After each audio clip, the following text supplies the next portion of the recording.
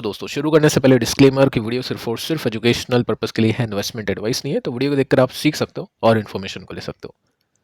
अब देखिए दोस्तों, आज के दिन मार्केट में गिरावट के साथ में क्लोजिंग 100 पॉइंट्स नीचे है। निफ्टी 2-3 दिन से कंटिन्यूसली वीक परफॉर्म कर रहा है। निफ्टी बैंक नीचे, मिड कैप भी नीचे है, स्मॉल कैप ने सबसे खराब परफॉर्म किया। स्टॉक्स को देखें तो मैक्सिमम जो कंपनीज उनके स्टॉक्स नीचे हैं। ओनली 700-750 स्टॉक्स प्लस में गए, लेकिन उसके अंदर भी कुछ खास तेजी देखने को नहीं मिली। मैक्सिमम 1-2% ऊपर स्टॉक्स थे, तो कुछ खास नहीं किया। पोर्टफोलियोज ने भी कुछ खास नहीं किया होगा। साथ में सिचुएशन अगर ऐसी हो जाती है जिसमें मेजर जो सेक्टर होते हैं, जैसे आईटी हो गया, फाइनेंस हो गया, कंज्यूमर हो गया, बैंक हो गया, ये सब नीचे आते हैं, तो पोर्टफोलियो वैसे भी नहीं बच पाते हैं। तो आप कमेंट कर सकते हैं कि आपके पोर्टफोलियो निफ्टी से कितना ज़्यादा नीचे गिरे। मीडिया ने अच्छा परफॉर्म किया, बाकी एफएमसीजी ठीक ठाक सा था। सरकारी बैंक्स ने भी कुछ खास नहीं किया, बाकी सब कुछ नीचे आके बंद हुआ। अब देखिए, कुछ बड़ी न्यूज़ आई है 10 बजे के आसपास ग्लोबल मार्केट से, और उसका इम्पैक्ट आपको आज स्टॉक मार्केट में देखने को मिला है। टाइम देखते जाइए। यहाँ पे 10:41 पर एक न्यूज़ आई थी जिसके अंदर आप सिंपली नोट कर सकते हैं कि ईरान के जो प्रेसिडेंट है उन्होंने डिक्लेयर कर दिए full scale war against US, Israel and Europe. ठीक है, तो ये काफ़ी बड़ी न्यूज़ थी और उसको लेकर मार्केट ने उस हिसाब से रिएक्शन दिया। साथ में आप देख सकते हैं यहाँ पे चाइना और ताइवान के बीच में भी झड़प चल रही है। चाइना भी एक ड्रिल कर रहा है ताइवान के आसपास, और उसको लेकर ताइवान अभी के समय काफ़ी चिंतित है। ताइवान ने सीधा बोल दिया है कि आप ये जो मिलिट्री एक्सरसाइज आपकी चल रही है उसको आप रोक दो। ठीक है, तो यहाँ पे इश्यूज वॉर के, और यहाँ पे तो डिक्लेयर हो चुका है, तो इसकी वजह से निफ्टी ने काफ़ी खराब फॉर्म किया।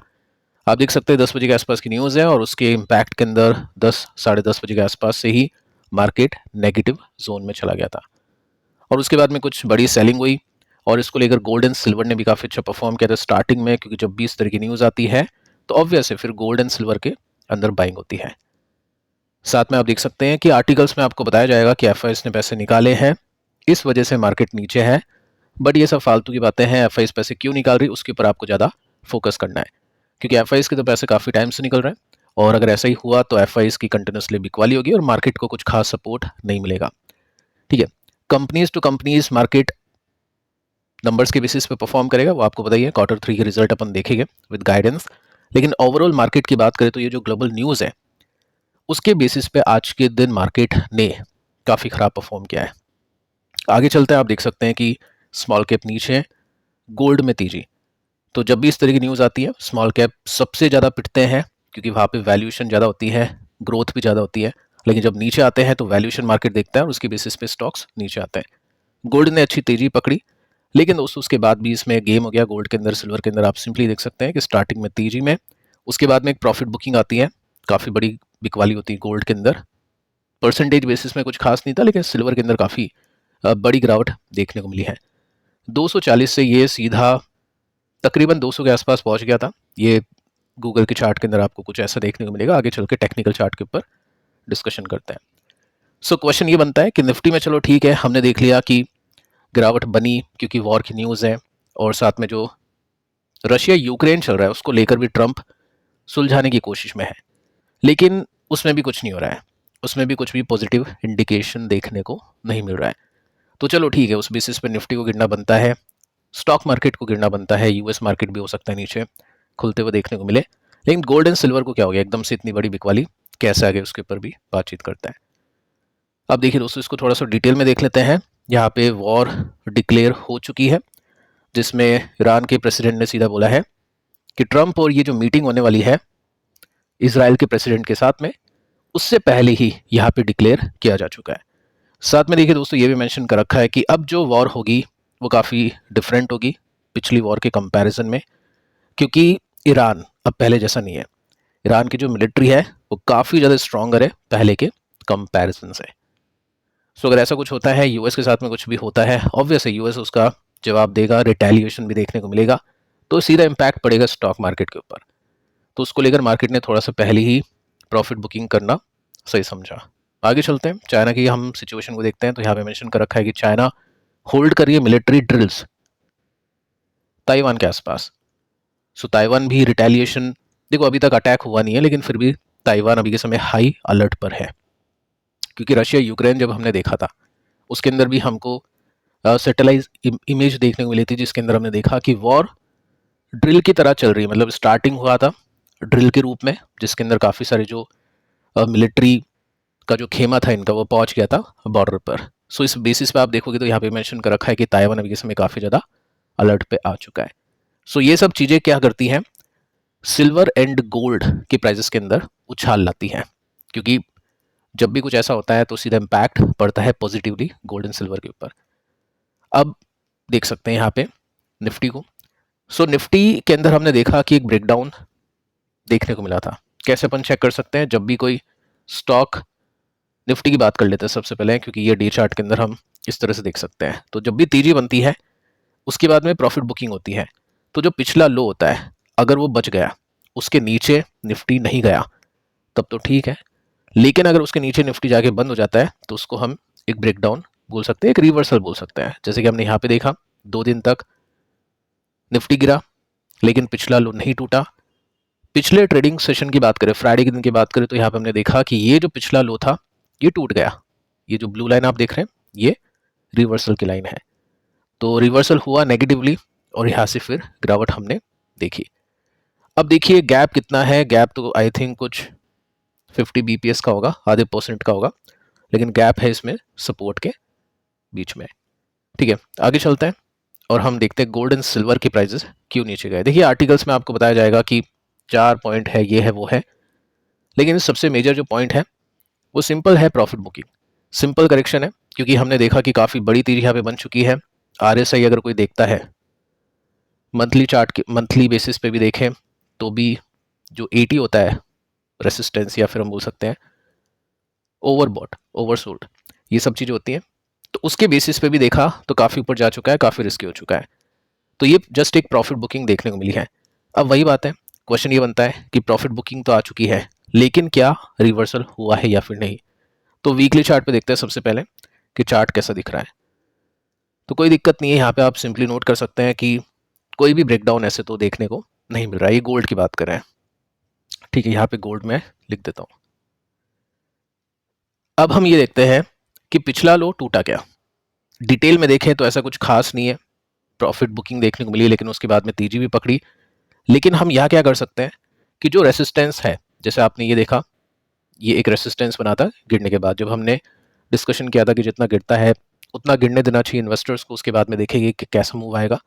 तो ये रेसिस्टेंस दिखा, उसके बाद में ब्रेकआउट दिखा, फिर रेसिस्टेंस, फिर ये ब्रेकआउट, फिर ये ब्रेकआउट, फिर ये ब्रेकआउट। तो जो रेसिस्टेंस होता है आगे चल के वो सपोर्ट बनता है, आपको बताइए। तो ये रेसिस्टेंस इसका लास्ट था जिसको इसने ब्रेक किया, अब यही इसका सपोर्ट बन चुका है। सो जब तक ये लेवल नहीं टूटेगा, जब तक हम नहीं बोल सकते हैं कि गोल्ड के अंदर रिवर्सल आ चुका है।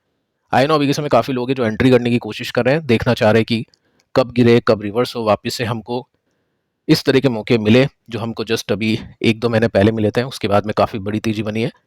सो देखते दोस्तों आगे चल के क्या होता है। बाकी हाँ, अभी के समय ये सिचुएशन है, एंड जो चार्ट आपको बता रहा है वो यही बता रहा है कि ये दोनों अभी भी बुलिश है। सिल्वर को देख लेते हैं, और सिल्वर का वीकली चार्ट आपके सामने है। तेजी काफ़ी तूफानी बनी है इसके बाद में। ये जो अभी हमने देखा नवंबर में रिवर्सल, देख सकते हैं पेस कैसा है। ये जो तेजी बनी है, ये जो तेजी बनी है, इसके कंपैरिजन में बहुत ही कम टाइम के अंदर स्टॉक, ये जो ETF है 40, 50, 60% चल गया। तो वीकली चार्ट के अंदर ऐसा कुछ नहीं है। डे चार्ट के अंदर हम देखते हैं, तो डे चार्ट के अंदर भी आप नोट कर सकते हैं कि जो पिछला लो था वो नहीं तोड़ा, उसके ऊपर जाके इसने क्लोजिंग दी है। देखिए यहाँ पे गैप कितना बड़ा हो गया, 24% का, यानी यहाँ से लेकर यहाँ तक के बीच में गैप देखें तो 24% के मूव आज हमको इसमें देखने को मिले हैं, जो कि काफ़ी ह्यूज है। इसका मतलब क्या है कि किसी ने प्रॉफिट बुकिंग की है, सेलिंग की है, लेकिन जो बायर्स हैं वो भी यहाँ पे रेडी थे, और उसके बाद में अच्छी बाइंग भी हो गई। तो बायर और सेलर के बीच में आज जो फाइट है वो हमको सिल्वर के अंदर देखने को मिली है। एट द एंड जीता कौन है? सेलर जीता है, क्योंकि क्लोजिंग दी है नीचे माइनस में, लेकिन बायर्स का भी जो पावर थी वो काफ़ी कमाल की थी, क्योंकि इतना ऊपर जाने के बाद भी इसको काफ़ी अच्छा सपोर्ट दिया है। सो अब देखिए दोस्तों, रेंज बन चुकी है, ये सपोर्ट है, ये रेसिस्टेंस है। काफ़ी बड़ी रेंज है, बट क्या कर सकते हैं, सिल्वर में इसी तरह की रेंज बनती है। ये 20-30% ईजिली यहाँ पे गिर गया था, लेकिन उसके बाद में काफ़ी बड़ी तेजी भी बनी है। सो देखते हैं दोस्तों आने वाले कुछ दिनों में सिल्वर किस तरह से परफॉर्म करता है। बाकी हाँ, पॉइंट ये है कि 20% अगर ये जैसे तैसे नीचे आता है तो एंट्री यहाँ पे लोग ले रहे हैं, और काफ़ी सारे आर्टिकल्स हमने देखे हैं कि 2026 इक्विटी मार्केट का है, सिल्वर का तो नहीं है, गोल्ड का भी नहीं है। ठीक है, ये व्यूज़ होते हैं। मैं आपको कहता हूँ कि किसी की मत सुनो, आपको बस डेटा देखना है। तो डेटा तो हमको यही बता रहा है कि इक्विटी अभी भी वीक है और सिल्वर एंड गोल्ड अभी भी काफ़ी स्ट्रॉन्ग है। तो सिल्वर एंड गोल्ड में थोड़ा सा भी करेक्शन मिलता है तो जो भी शॉर्ट टर्म ट्रेडर है, मोमेंटम चेजर है, वो यहाँ पे एंट्री करने वाले हैं। अब देखिए क्वेश्चन आ सकता है इक्विटी के ऊपर कि जो क्रिसमस तेजी बनती है वो तो बनी नहीं। हमने डेटा तो कुछ ऐसा देखा कि जिसमें से पिछले 10 साल आप देख सकते हैं, उसके अंदर सिर्फ एक नेगेटिव साल था 15-16, जिसमें निफ्टी अंडर परफॉर्म कर गया था। बाकी 10 में से 9 साल निफ्टी ने रिटर्न्स दिए हैं। एक महीने की बात नहीं कर रहा हूं, जस्ट ये 5 ट्रेडिंग डेज होते हैं दिसंबर के और फर्स्ट 2 दिन होते हैं जनवरी के। अब कुछ दिन तो निकल चुके हैं, बचे हैं कुछ दिन। तो ये जो तेजी बनी ना दोस्तों, ऐसा नहीं कि हर दिन थोड़ी थोड़ी करके बनी है। कभी कभी ऐसा भी हुआ है कि 7 दिन है टोटल, जिसमें से 5 दिन निफ्टी खराब परफॉर्म कर गया, लेकिन 2 दिन में निफ्टी उछल गया, या एक दिन में निफ्टी ने तेजी पकड़ ली जिसमें 2% के साथ में ये तेजी बन गई। सो यहाँ पे जो सक्सेस रेट है वो है तकरीबन 80% की। 80% पिछले 10 साल का डेटा कुछ ऐसा देखने को मिलता है कि पॉजिटिवली निफ्टी जाता है। लेकिन दोस्तों ऐसा भी है कि एक बार खराब भी परफॉर्म कर चुका है, तो वो भी पॉसिबल है। आपको क्या लगता है इस बार क्या होगा? बाकी देखो, थोड़े से रिटर्न्स के लिए क्या ही मतलब, जो शॉर्ट टर्म ट्रेडर्स है वो डेफिनेटली कर सकते हैं, बट इन्वेस्टर का काम है नहीं 2, 4, 5% के रिटर्न्स के ऊपर इतना सब कुछ देखना। सिंपल सा फंडा ये है कि इक्विटी अभी के समय वीक है, पैसे शायद नहीं बने स्टॉक मार्केट के अंदर कुछ टाइम, लेकिन सिल्वर एंड गोल्ड के अंदर पैसे बन सकते हैं अगर राइट टाइम पे करेक्शन पे एंट्री कर ली तो। ठीक है, साथ में Q3 के रिजल्ट के बेसिस पे अगर कुछ कंपनीज ने, अगर नहीं ऑब्वियस है काफ़ी सारी कंपनीज अच्छा करेगी, गाइडेंस अच्छी देगी, वो जो स्टॉक है ना वो चलेंगे। तो इक्विटी के लिए Q3 और बजट का वेट हम कर सकते हैं, और सिल्वर एंड गोल्ड के लिए तो अभी जब भी मौका मिला इन्वेस्टर ने एंट्री करी तो पैसा बनना निश्चित है, क्योंकि मार्केट के अंदर आप देख सकते हैं कितनी नेगेटिव न्यूज़ है। वॉर की जब भी न्यूज़ ज़्यादा आएगी तो सिल्वर एंड गोल्ड को काफ़ी अच्छा सपोर्ट मिलेगा। तो जो भी गिरावट हो रही है, इन्वेस्टर्स वहाँ पे एंट्री करने की कोशिश कर रहे हैं। अगर कुछ परफेक्ट सेटअप बनता है गिरावट के बाद में रिवर्सल का, तो उसके ऊपर बातचीत होगी। बाकी यही सब है मार्केट के अंदर। सो पिछले वीडियोस का आप देख लेना, नंबर्स के बेसिस पे बातचीत की है कि किन कंपनीज के नंबर्स अच्छे आने की संभावना है। मैनेजमेंट ने गाइडेंस दी है कि इस क्वार्टर में अच्छा कर देंगे। बाकी और भी काफ़ी सारी न्यूज़ है, काफ़ी सारी कंपनीज है जो आप यहाँ पे चेक कर सकते हैं। मिलते हैं नेक्स्ट वीडियो में, तब तक के लिए बाय बाय।